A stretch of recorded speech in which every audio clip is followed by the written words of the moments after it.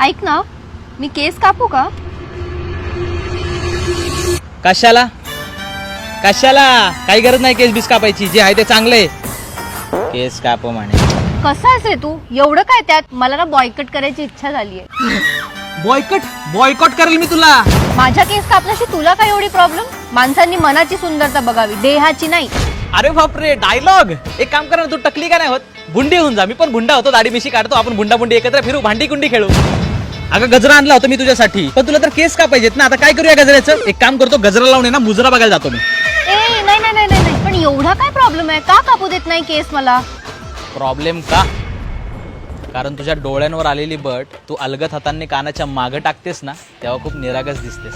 जेव्हा मोकळ्या सोडलेल्या केसांचा दोन्ही हातांनी बो बांधतेस ना, तेव्हा असं वाटतं तुझ्याकडे पाहतच राहावं. तुझ्या केसांमुळे गळ्यावर आलेल्या घामाला जेव्हा तू ओढणीने अलगद पुसतेस ना, तेव्हा असं वाटतं जणू तू माझ्या हृदयाला स्पर्श करतेस. जेव्हा ओल्या केसांना तू टॉवेलने झटकतेस ना, तेव्हा माझ्या मनात फुलपाखरांचा थवा उडू लागतो.